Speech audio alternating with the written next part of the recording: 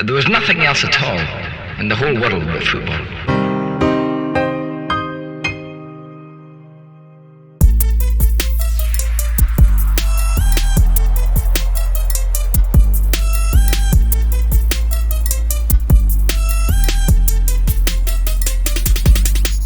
Hello everyone, Simon here from the FFF and welcome to another episode of the FFF Show. I was joined last Thursday by Simon W, where we had a great chat talking all about Arsenal, and as you can tell right now we are very proud and extremely happy to be Arsenal fans in what is a great time to be a Gooner right now. Obviously we're not going to get carried away too much because there's a long way to go in the season, but it's a fantastic time to go into Christmas top of the table. We had the chat last Thursday, so it was one game after Brighton and it was before the Wolves game, so you can tell we were still very happy to be Gunners, but just not as happy as we are after that Saturday. You know, after that Saturday it's a very different story. We are now 5 points clear of Man City as they lost to Brentford, and we're sitting very pretty at the top of the table. Very nice position to be going into the World Cup. It was a great chat, but I finally realised after several chats with Si how much of a genius he really is when it comes to tactics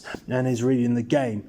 It was really interesting and impressive to see him give more of a tactical insight. He really broke down what Arteta is doing, and it really helped me to understand it way better, and I hope it comes across that way for you guys. Anyway, hope you all enjoy. Thank you very much for listening to the FFF.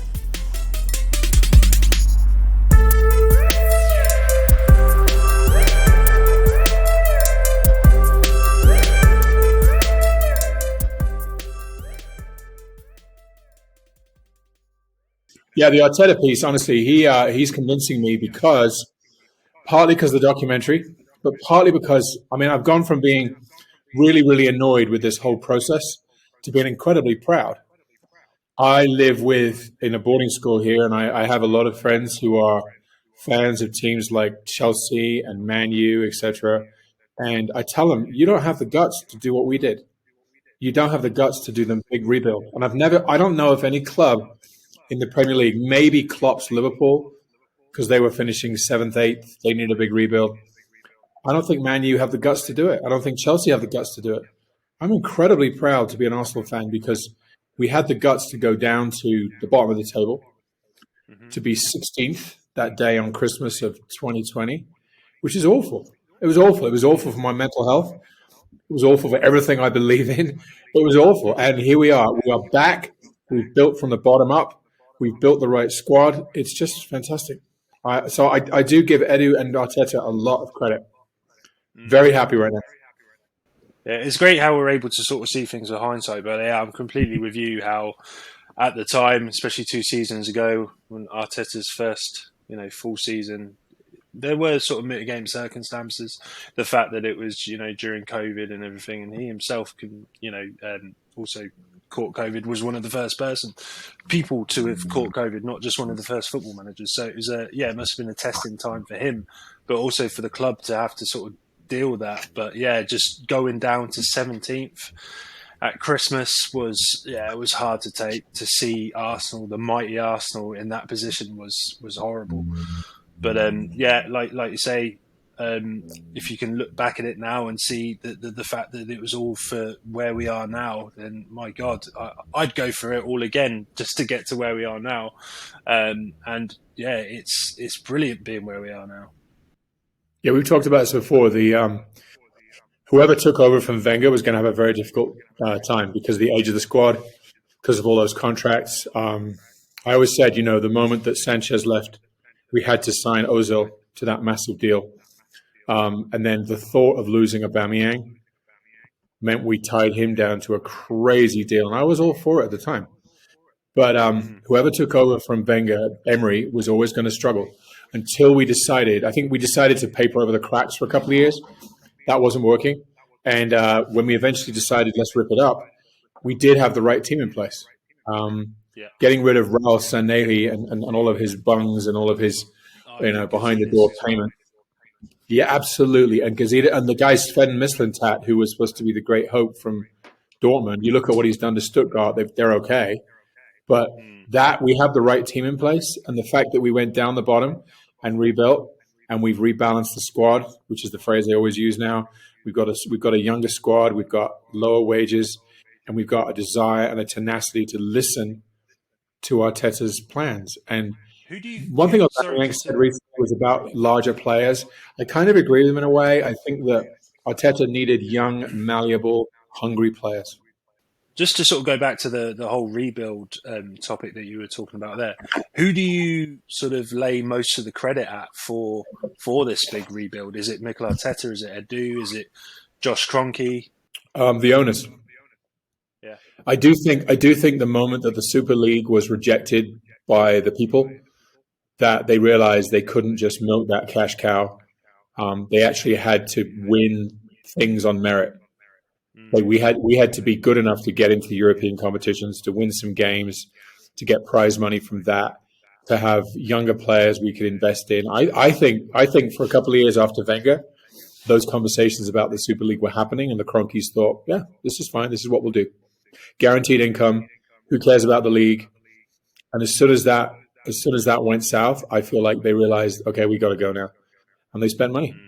And also Edu. Edu clearly has his finger on the pulse of European young talent. The Brazilian connection is just outstanding. Between, the Gabbies, we really have a fantastic base now to build from. So I would say definitely Edu and the owners to start with. Yeah. Yeah, because I think for me, there was a little bit of Arteta was was it a season or season and a half? He was there before the sort of Super League thing happened.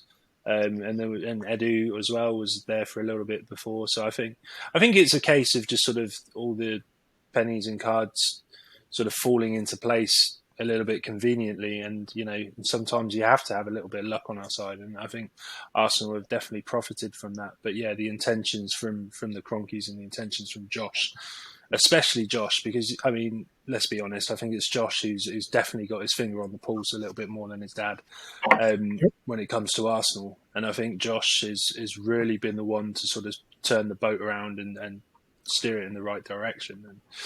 And I certainly give him a lot of credit, but I'd have to just give Mikel Arteta a lot of credit as well. And, he's just done a phenomenal job since he's been here. Is it too early to start talking about Premier League belief? We've played 13, top of the league, second most goals scored, joint best defensive record. Okay, like I said, we've only played 13. It is very early days, but is it right for us to start believing? I think, as we saw last night, squad depth is our problem. I think it is. Manchester City are on a different plane to everybody in Europe again. Does that mean they're the best team to win the Champions League? I don't know, but we are the closest thing in Europe, I would say now, to a Man City in terms of how we play, structure and style. Are we as good as the Bayerns? Of course not. But again, in terms of us, I think the Brighton game last night, when we made 10 changes and we got turned over, I think that proves to us our issue is going to be injuries to a few important players and making sure that we actually strengthen the squad, because we are woeful outside of our top 15, but we're not good enough. True, but do you not think a little bit of yesterday was, I know this is going to sound a little bit like a conspiracy theory, but do you not think that Mikel Arteta was perhaps thinking he could do without this competition? Because, the amount of football that's about to be coming our way, especially after the World Cup, is going to be horrendous. And if we could do with it, in my opinion, it's a bit of a tin cup trophy. I'm not really a big fan of the Carabao Cup. So in my opinion, if we could be done with that, then I don't mind at all. So maybe Mikel Arteta, and he's not the only manager to do so. Tottenham, although Tottenham did play a strong... Tottenham played the first team, mate, unfortunately. Yeah, exactly, which is hilarious. So that's... They always deliver, don't they? They always come up with something. No, but actually, I think in terms of Arteta, he did his usual thing. I think the optic was strong there because he had the second team start, and then he had basically 9 of our starters on the bench. I don't think he really ever intended to use them. I agree. I think the next round of that competition is on something like December 20th. It's like a couple of days after the World Cup final. And so, no, we don't need these games. And honestly, the FA Cup as well. I'm of the belief that with our small squad, with European games, I couldn't care about any of the cups right now. Europa League's different. But FA Cup, that's fine. It's fine. Don't care. We have bigger fish to fry. I mean, because we got out of our group in the Europa League and now we don't have a game till March, give these guys one game a week. FA Cup, get rid of it. How about give us one, maybe the odd week when we have another one because of the World Cup. Give us a game a week until March. I think our small squad can survive, but can we win the league? No, I don't think so. Talk to me in April about the league. I don't think so. I think we'll finish top 4.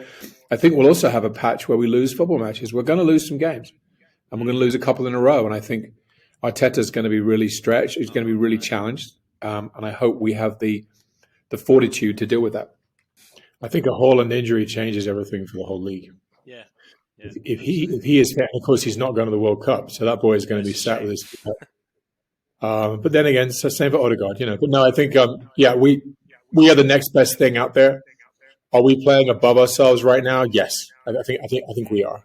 Not hugely. I mean, I was doing some number crunching, and our XG per game is like 2.4. We're creating chances. That wasn't last year. So again, do we have more? Do we have a higher plane to go to? I think we do, but not a huge amount. I think City I'm not sure Manchester City are actually firing yet, truly, which is scary. Other than Haaland, which has scored 18 goals now, our boy's going to get 45. So who do you think? Yeah, we talked about January, and we talked about how we need to strengthen. Who do you think we should? Or what areas do you think we should look at for January? It's just 2 positions for me because I think central midfield and wing are definitely the positions we need to strengthen in. If we look at the sort of wing support for Saka and Martinelli, I mean, you've got Marquinhos and Reece Nelson, essentially. I mean, it's just the drop-off is huge. So I just don't really see how we're able to really challenge for the title with that kind of squad depth. So, yeah, I would say wing is a real concern. And Mikhailo Mudryk is just the name on the tip of my tongue, and he's somebody that is on the tip of a lot of people's tongues at the moment. Yeah, he would come for a big fee. I get that. But maybe, I don't know, some sort of loan deal to begin with, like we almost did with Odegaard, just to, help sort of soften the blow a little bit in terms of how high the fee could be. Yeah, I would love somebody like that. I mean, sort of going down the time machine, I would have loved this guy ages ago. Instead of going for Nicola Pepe, I wish we'd have gone for Wilfried Zaha when we had the opportunity. And maybe 29 years old is perhaps a little bit late, but at the same time, he's only got 6 months left on his contract. We could, is there an option there? Maybe for somebody just to come in and do a bit of business for the next 6 months, or, maybe just, who knows? I think he would be a quality addition, and yeah, I'd love for him to come in. Danilo as well, the central midfielder from Palmeiras. He looks like somebody that is pretty much close to signing a deal. I don't know if you actually believe in all of the rumours that are going around at the moment, but yeah, he looks like somebody that could do a job as well. I don't know how ready he is. I don't know if it's another sort of Albert Sambi Lokonga. Is he just going to be somebody that we have to sort of bide our time with and hope that he's going to hit the ground running? Do we then just need sort of a midfielder that's just going to come in and just be completely ready? Maybe Yuri Tielemans is that guy, but I mean, that's a question for us. Are we going to wait 6 months for his contract to run out, or could we, add in a cheeky 15, 20 million just to get him now on our books? Who knows? Yeah, Thomas Partey, every time he gets a knock, we all crap ourselves, let's face it. So yesterday's game against Brighton, I have a friend who was there and who told me that actually the main problem was the young goalkeeper, El Neni, would drop deep, and every time he needed a release, he would give the ball to El Neni. And it was so predictable, we got caught. What we don't get we don't get any progression. If you watch Thomas Partey, spin out of trouble, his positioning is superb. He progresses the ball. He is probably the best centre mid in the league right now, and we really struggle without him. So I have a couple of Brazilian kids on our academy team here, and one of them is a Palmeiras fan, and he's devastated that Danilo is. He said he's going to go. He's got the word on the street from at home. Believe it if you want it, that Danilo's on his way. But yeah, I think left and right wing. Reece Nelson's not the answer. He never has been. Emil Smith-Rowe's coming back, and he's not a quick wide player. So I agree with you. Someone who could potentially play left and right. Fabio Vieira's performance yesterday was awful, and so I'm not thinking he's the answer as well. We do need a high quality player. I think we're going to sign Saka and Martinelli. I'm not sure. I'm not worried about that at all. We do need some cover in those areas. We really do. But somebody who can make us feel good when Partey's out for a couple of weeks. It might be difficult. I mean, Danilo is a good player, and I think he's ready from what I've seen. But is he ever going to be Thomas Partey? I don't know. I don't think there's anyone on the planet right now who's as good, who knows the role of number 6 and who's happy to lie deep because they've got such great vision and a great right foot that they can actually sit deep and still hit balls or hit that space, half space, and then give the ball. He's so dynamic at the moment. I think he's playing the best I've ever seen him. Maybe Arteta just has to come to the conclusion that he's never ever going to replace Thomas Partey for a Thomas Partey, similar type of player. It's just not going to happen for a like for like replacement. So maybe we have to sort of tweak the system a little bit to suit, let's say, a Danilo or a Tielemans if he comes in. But it's going to be really interesting. You still there, Si? I am. I'm not sure about Tielemans. I mean, he failed his job interview against us a few weeks ago. He's hit a couple of top floor screamers the last couple of games. I think the only thing about him that would bother me is that at the moment Granit Xhaka is playing he's playing in the best sort of stage of his career. I do think we could use Tielemans though. It depends what the price is. I'm thinking we're probably going to wait till next summer on a free because of the way we play. We'll talk tactics in a minute. Because of the way we play now with this rest defense, this packed midfield with the fullbacks inverting, anyone who plays 8 can now have more freedom to get upfield, and Granit Xhaka is definitely benefiting from that.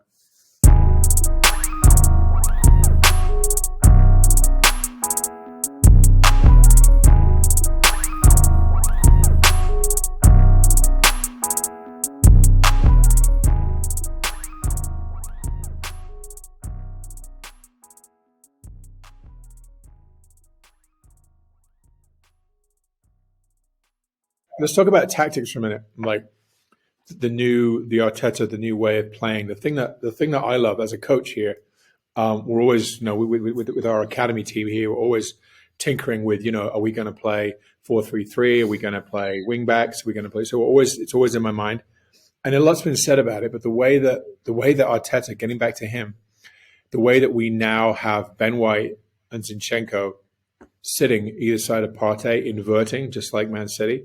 The way that we have that, I guess the Germans call it a rest defense. You basically have 2 and then 3. And the fact that we're playing a very high line, the fact that we now have the perfect personnel. You asked me about Tierney. No, Tierney does not fit this. Tierney is not enough. He's not disciplined enough to sit next to the 6 and tuck in. Ben White is, you see. Bellerin wasn't. Tomiyasu really isn't. You notice when we played the last couple of times we played Tomiyasu, he was on the left side inverting. He wasn't really able to do the job because he's very one-footed. So this rest defense with the 2-3, where we have enough speed, Saliba is also massive. The fact we have a right-sided centre-back who is as quick as Gabriel, as soon as the other team wins the ball, puts it over the top, Ben White is fast enough to get back. Saliba's fast enough to cover, and so is Gabriel. So we get to play this very high line. And that to me is fantastic because you give license for Xhaka to get forward. You give license to Odegaard to be a lot more progressed than he would be. And then Jesus, we talked about Jesus. Boy, the way this guy plays, it's a joy to watch. Yes, he does have to score. Yes, it's going to be a problem. If we start losing and he's not scoring, it's going to be a problem. But for now, I was looking today, our front 5 have scored 21 goals. So between Martinelli, Saka, Odegaard, Xhaka, and Jesus, which is really our front 5, but they scored 21 goals. That's fine. That's fine. Yeah. So the way that he drops deep and makes the centre back make a decision: am I going to go or am I going to stay? And they usually go, and they open up a pocket of space behind him. The way he switches with Martinelli. So, yeah, I think the tactical stuff has been great. And the high press. I watched the Chelsea game back yesterday. The number of times that we lost the ball, and then Jesus is angling his run in to stop one option on one side, and then we're basically, splitting the field in half, and then we're pressing into that half. It's fantastic. If we could teach our kids here to do that, I'd be very happy. We're getting there. But the new tactical stuff, this is the thing. If you're going to hire Pep's assistant, the man who did the actual coaching, that's the thing. Pep was the mastermind. Arteta was doing the day-to-day coaching at City. So that's one reason why Jesus and Zinchenko were like, sign me up for that. So the fact we have the guy who was coaching the Man City team, and we now have the right players in the right places with the right mindset and the right athletic ability, that to me is why it's clicking. The addition of Saliba, Zinchenko on the left, and Jesus up front has been the icing on the cake. How much of you are you surprised that Saliba was or is sort of having as much of an impact now and is playing as many games? Because there were doubts from the fan base. There were doubts that Saliba was going to, possibly not play as much and maybe be frozen out again. And I can understand that. I can understand those doubts because it's taken him almost 3 seasons until he's actually played for us on an Arsenal shirt. So, yeah. When you go to the French league, there's always that question when Wenger would get players from the French league. Is it tough enough, the physicality? But playing for Marseille, playing in the Champions League last year, and then walking into the French team as a 21-year-old, I mean, he's going to start in the World Cup. No, I wasn't surprised. I was concerned that he wouldn't get enough of a run in the team to be able to feel comfortable and to be able to slot in. He started the first game, and he was fantastic against Palace. And he's only on that goal against Bournemouth, and the new da-da-da Saliba chant.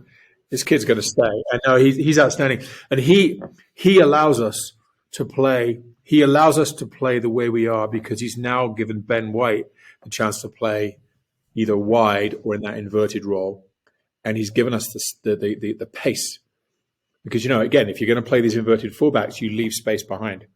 And now because of his quick turn and his absolute lightning speed, and he's a big lad too, he's a unit, and he's able to stand up to people. He, I think, is the key to playing this way.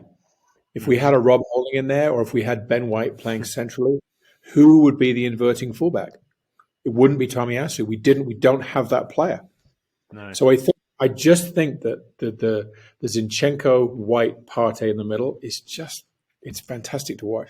Yeah, what do you think that says about Tomiyasu then? Because we sort of have that concern for Tierney. He's just that sort of traditional left back, and you're more or less implying that Tomiyasu is the same to Tierney in a sense on that right hand side. Do you kind of think Tomiyasu is going to be frozen out then eventually? I do. I think if you look at when we got Tomiyasu, we got him from Bologna on deadline day. We needed a defender. We needed a guy who was going to sit and take charge of the space, and was only going to get to the halfway line and was going to be in the right position. He's fantastic at that. And he's also the Swiss Army knife. He can play anywhere. He did a fantastic job against Salah, though, against Liverpool the other week, though, when he played him on the left. No, I don't think he doesn't. He's not 2-footed enough. He's not a natural enough footballer. He's to play that inverted role. He probably will.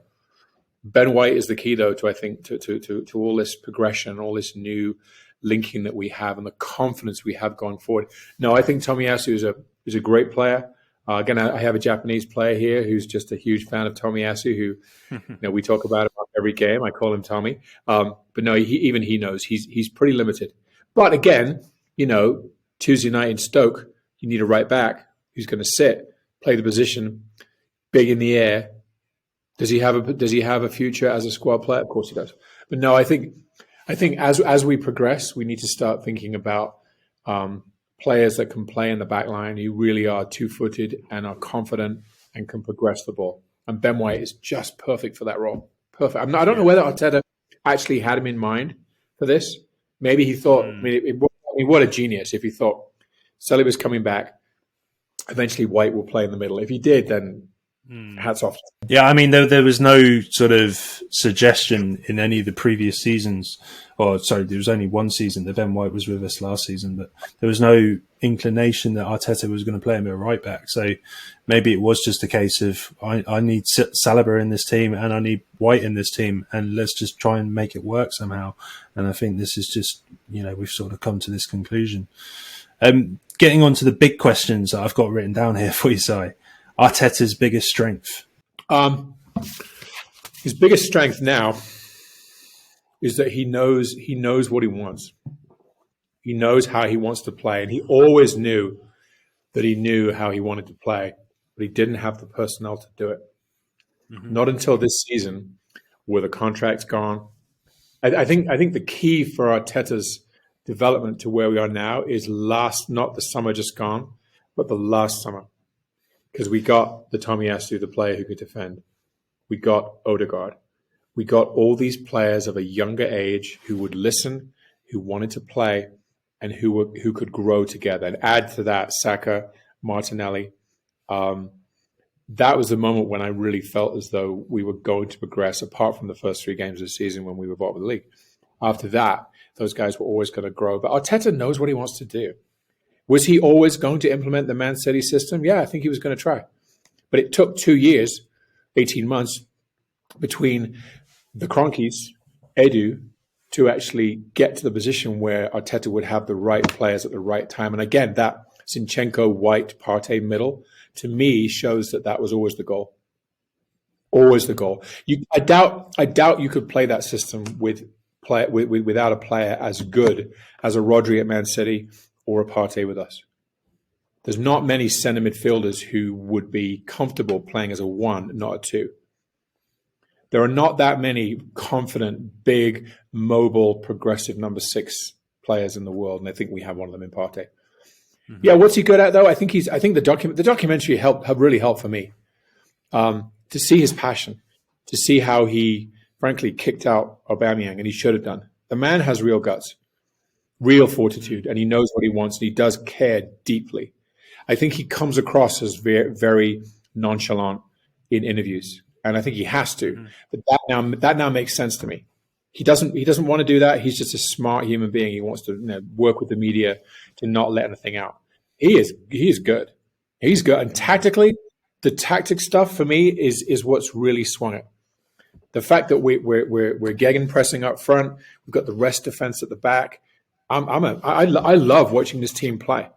I love watching this team play. Even I think the only time this season when things have gone south, I would say, well, 2 times actually, but the second halves against Leeds and against Southampton, when I would give it that we were very tired from playing Europa on Thursday. But I can't really put that down to Arteta. I put that down just to the schedule.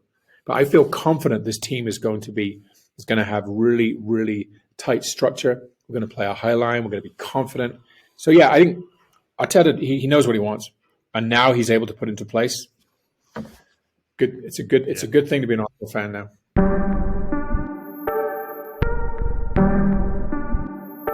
For me, Project Big Picture isn't acceptable. If I can tell you that it's offside or onside, then accept it and move on. And one of my big regrets, really, I probably should have ripped his head off. I really don't like this. I know exactly what you want to do. I said what I said, do with it what you want. I think what we've been watching is faintly farcical. This idea that people in football, we're all going to look after each other with this football family, nonsense. 3 premierships, and I won more premierships alone than the other 19 managers together. 3 for me and 2 for them. Respect.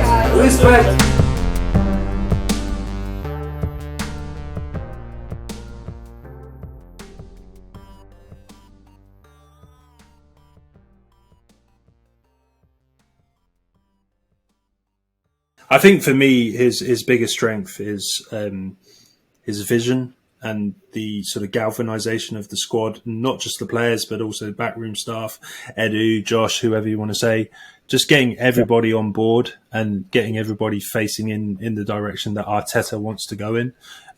It's been incredible how he's been able to do that. And like the sort of mentioning of Aubameyang, just dealing with that whole situation, like you say, that took a massive cojones to deal with that, and my God, has it paid off? And my God, you'd have to say Arteta has won that war, because it needed to happen. It absolutely needed to happen. Everybody's now singing from the same hymn sheet, and it's a wonderful thing. There are a lot of bad eggs in the squad when Arteta took over. You've got to go back to Ozil as well, and he dealt with that situation magnificently. So yeah, just in my opinion, just getting people, whether it was with the help of Edu, just getting the right kind of players with the right mentality on board, knowing exactly what type of player he needed, not just tactically, but also mentally, and just being able to just build this brilliant squad. Yes, we've got a small squad right now, but if we're able to just add and build those type of players with that type of mentality, God knows where we can go.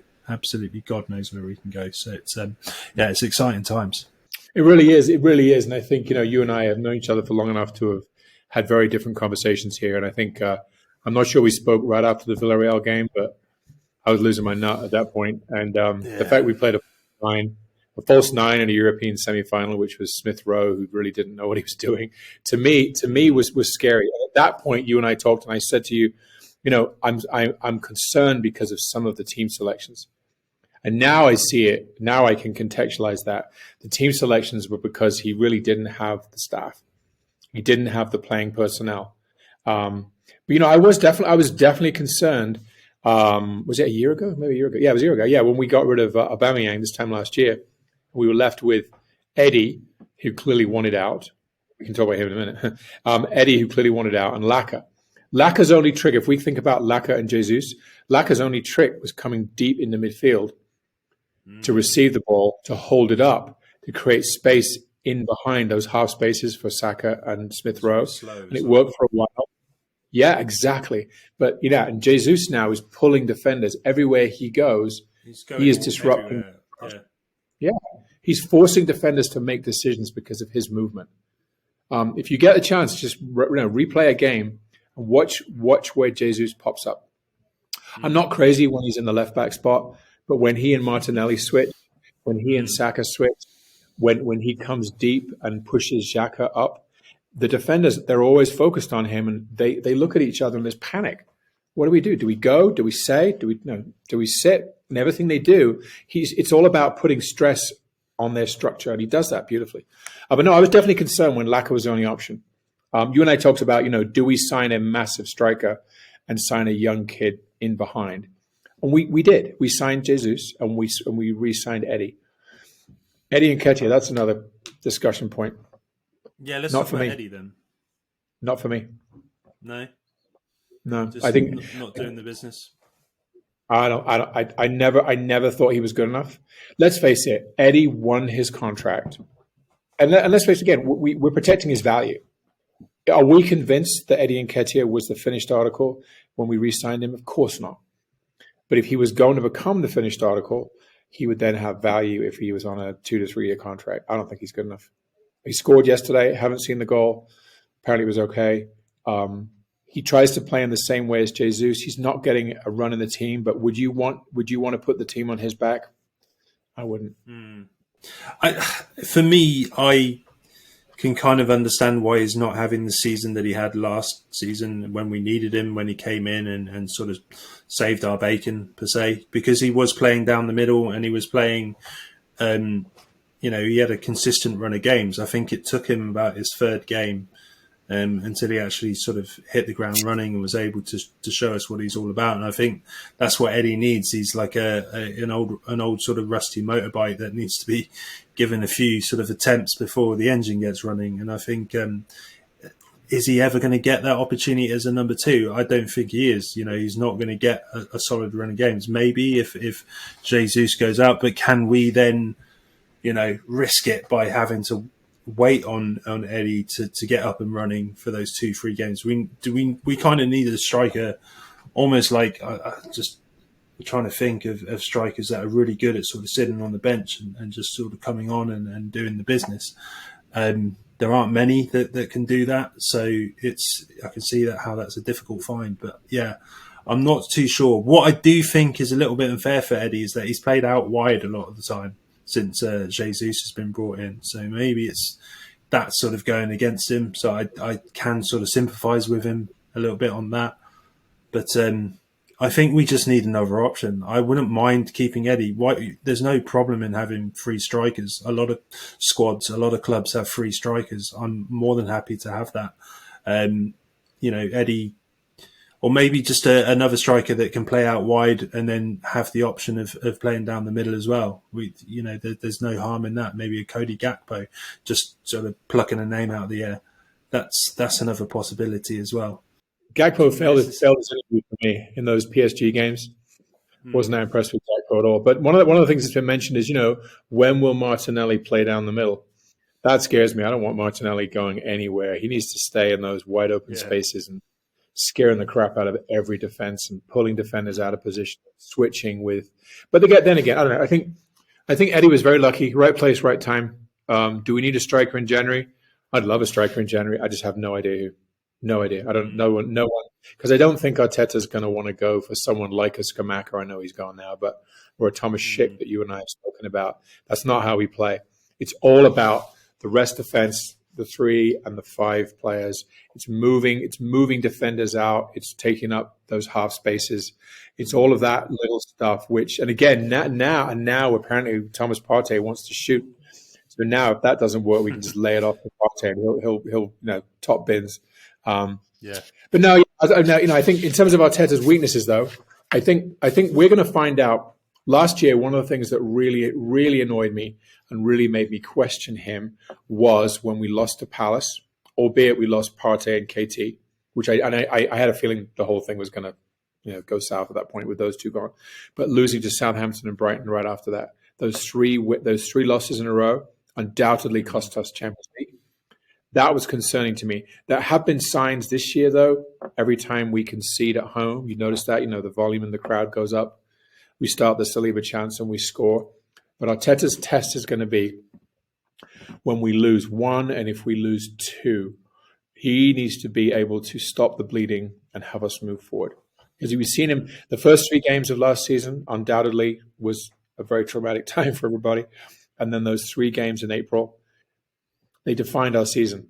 And I hope we can be the team that loses 1 and then goes on a 3 or 4 game streak and then loses 1 if we're going to lose any games. I want him to be able to stop the bleeding and only lose 1 at a time, because we're going to lose 5-6 games, but let's not lose 3 in a row.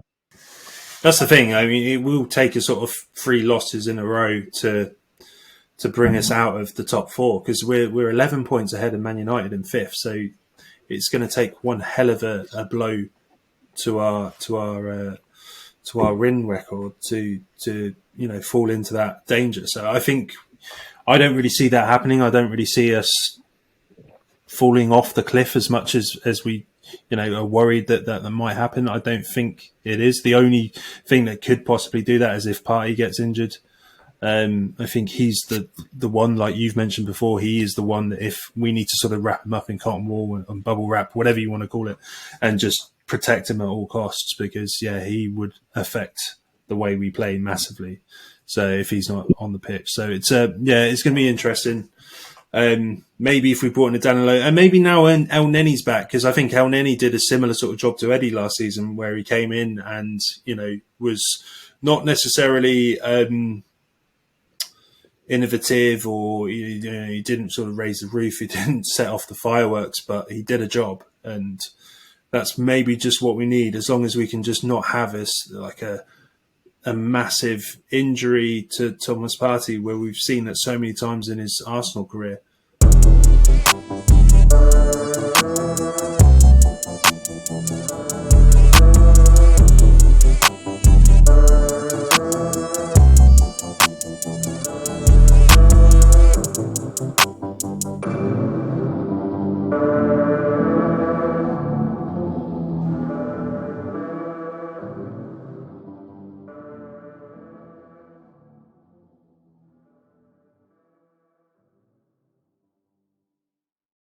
Yeah, El Nenny's a good player. He really is. I'm very happy to have him. He gives us 80% of what Partey gives us. He doesn't give us the progression. He doesn't link with Odegaard. Odegaard has to come deeper. We play differently. We're not those balls where Partey spins out of trouble, knocks a 40-yard ball to the feet of Martinelli or in behind for Saka. We're not going to have those. And so it takes one player out of that front 5 to come back, Odegaard, to then turn and find that ball. So it means it affects our speed of play. It affects how we can get teams on the back foot, getting in behind players with that control out of the feet pass, which is what Partey does. Yeah, El Neni gives us 80%. We needed him last year. But say, between El Neni and Eddie, they saved us getting into Europe. They're the ones who helped us beat West Ham, beat United, beat Chelsea. But if we could have just had, my God, if we could have had Partey back for Tottenham and Newcastle. Anyway, water under the bridge, right? Yeah, but Partey is our most important player by a long way for me. We have substitutes who can almost rise to that level across the field, but that number 6, here's the thing as well. Partey plays number 6 on his own. Partly because we have those inverted fullbacks, but can El Neni really play that on his own, or are we going to have to move Xhaka back for a pivot, push Zinchenko higher? Again, it disrupts that structure, which I think is our real strength in that Man City structure.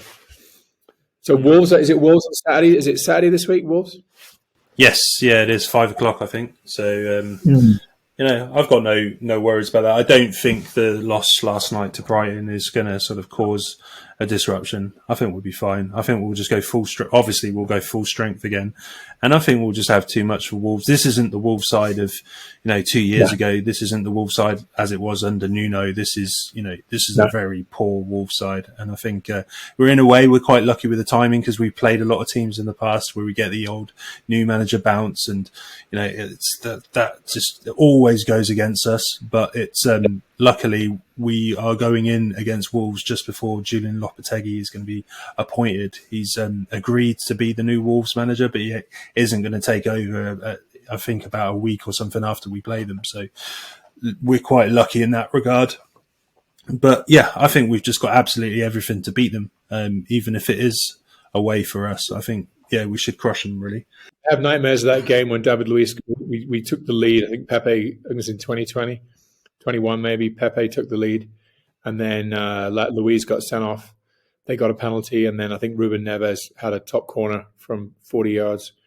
It's one of those funny little grounds. As I always say, though, no major injuries, no crazy VAR decisions.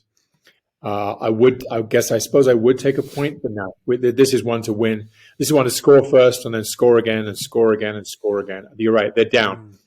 And we are definitely, last night's result could not mean less. If you look at the team we played, how many teams changed 10 players, especially a third choice goalkeeper, and expect to do well? No, it's all good. Exactly. I'm excited for that. And then we got the World Cup here, and my daughter's got her England shirt. She's very excited for the Iran game on the first day of break. We got Thanksgiving break coming up in 2 weeks. And then we're back at it. And again, the reason why I'm happy the Coca-Cola Cup or whatever it's called, the League Cup, the Milk Cup, I'm so glad that we're out of that is because I think that next round is right after the World Cup. We don't need that.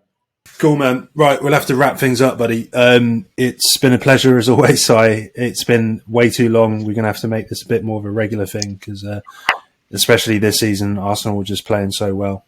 But thank you so much for coming on. Maybe are you doing a thing for the World Cup? You want to do those funny little things for the World Cup we did before with the Euros? Yeah, I might try seeing how much time I have. I think that'll be really cool. I do have a sort of MLS recap show coming up very soon where I just sort of go over the old the previous MLS season. Just come to a phenomenal bang with the MLS final. Yeah, what a final! My goodness. It's funny. The LAFC. There's a female player here who's from LA, and she's a huge LAFC fan. She is Hispanic.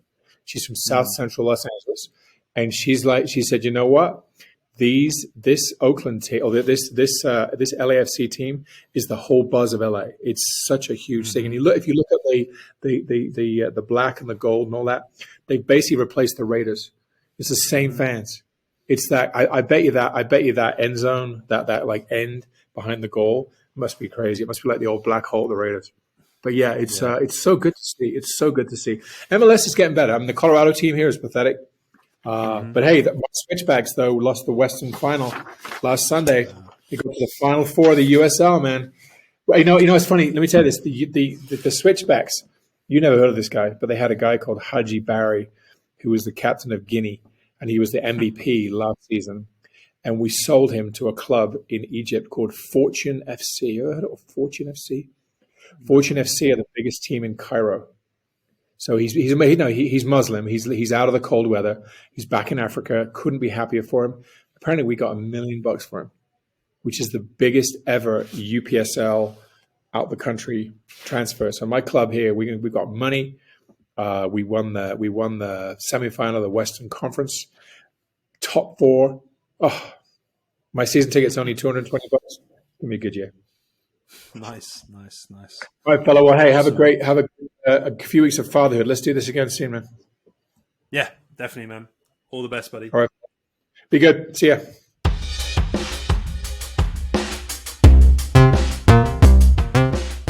Thank you so much for listening to the Triple F. If you could please drop a like on our Facebook page, subscribe to the YouTube channel, and follow us on Twitter, that would be massively appreciated. Hope you're all keeping safe, and thanks again for listening to the Triple F.